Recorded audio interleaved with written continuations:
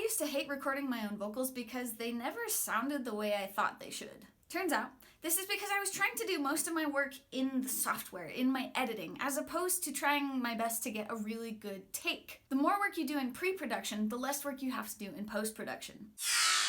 What is up, Yoshis? It is so good to see you here again. My name is Beth and I run Steadfast Ascent here. This video is a part of a playlist on getting started home recording as a solo musician, so if you're interested in that, there are links below, and I think I can throw a card up here. Today we're going to be talking about how to place your mic so that you can get great vocal takes, doing more work in pre-production rather than post-production. This will help your vocal tracks sound the way you actually want them to sound, and you won't be sweating for days and days and days in your DAW just trying to make it work. So as far as mic placement goes, you're really working with two placements. You're working with your mic placement in your room, and you're working with your mic placement on your vocalist. So for a home studio musician, how do you choose the right room to do your vocal takes in? Simply, you want to choose a room that doesn't have a lot of echo. An easy way to find out how much echo your room has is to simply walk into a room and start clapping around it. As you may or may not have been able to hear, this room is actually kind of echoey the way it stands right now. Part of that is because I have an acoustic guitar here, which I don't know if you can hear this, but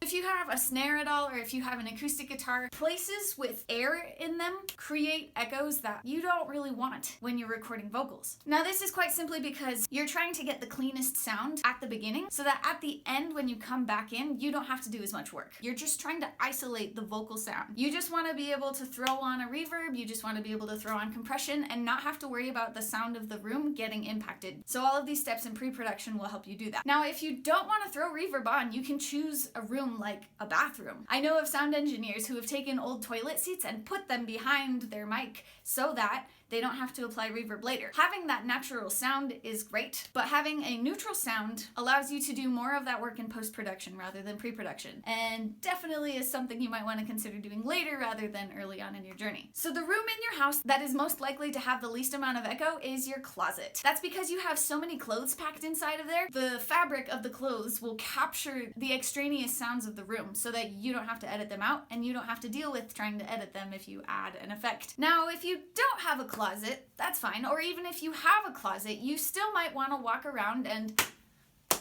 clap check just to see where the echoes are happening from. And you're gonna want to test your mic in different spots. Now, what do I mean by that? I simply mean that you're gonna want to take your mic and you're gonna want to do a short recording from right here and see, okay, what does this sound like versus if I did that same recording from here.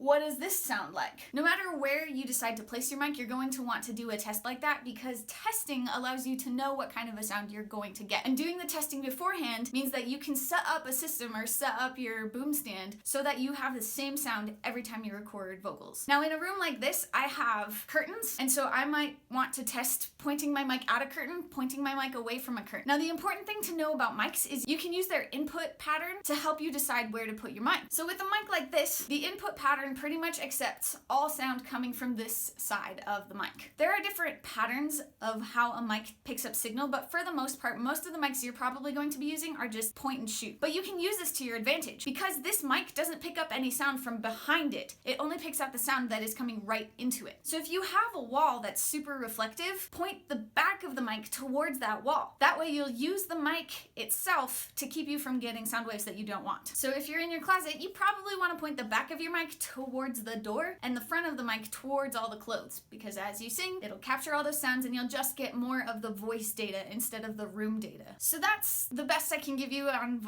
mic placement inside of a room. Pro tip: your car also absorbs a lot of sound. It's designed to do that because when you're driving is actually really loud, but you don't want to hear all of that noise while you're driving, so cars are really good at insulating sounds. Another pro tip: you can always use something like a comforter to help isolate the room sounds from your mic and keep a blanket around you so that it's just you and the mic getting the clean sounds. Now when it comes to mic placement on your vocalist, the real trick that you're dealing with here is how to keep your vocalist a good distance from your mic. With a mic that has a built-in pop filter, you can actually probably let them get as close as you want to the mic because the mic is designed to capture that kind of a sound. Now vocalists naturally, when they get super loud, are going to pull away, which is what you want. You're trying to get as even of a sound as possible so that, again, when you come into post-production, you're doing as little work as possible in your DAW because you've done most of the work outside of it. My biggest tip for mic placement on a vocalist is to use your pop filter to tell your vocalist how close or how far they need to be from your mic. So obviously on this mic, the pop filter goes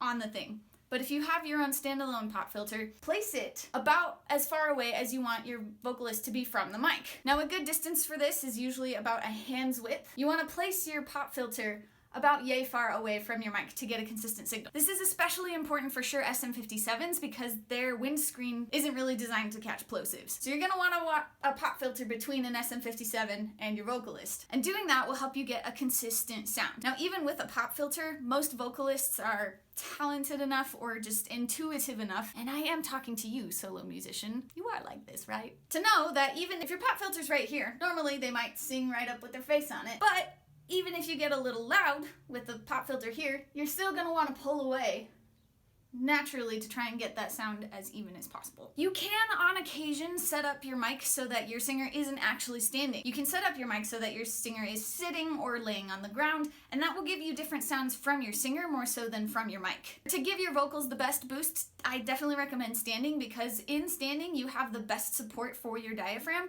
and so your singing is gonna sound the best when you're standing. Now, if you don't have a dedicated vocal recording mic yet, all of these tips will work for your phone or for even earpods, especially with the pop filter. Keeping your distance from smaller mics so that you don't overwhelm them is really important. So setting yourself up so that you're a good distance from your mic will help a lot if you're using something like a phone mic or an earpod mic. And if you don't have your own mic, you can always borrow from someone else. Don't be afraid to ask your church if they have an extra mic hanging around. Don't be afraid to ask your friends, hey, do you have that USB mic? And you can use that to be recording your vocals. I've also recommended some good mics down in the links below if you are looking for a first mic to get started on recording your singing, and those are affiliate links. So that's the gist of it. You want to place your mic in the room in a place that captures the most neutral sound. You're trying to capture a voice. You're not trying to capture the room. So choose the part of the room that has the least room sound, and choose a room that doesn't have a lot of sounds, like your closet or your car. And then as far as placing the mic on a vocalist, most of the vocal mics you'll be using are point and shoot, so just point it at the vocalist and use your pop filters to keep the vocalist at the right distance from the mic, which is usually about the width of their hand. You should do tests always to figure out what the best sound is going to be. For example, if you invite a friend over to sing with you,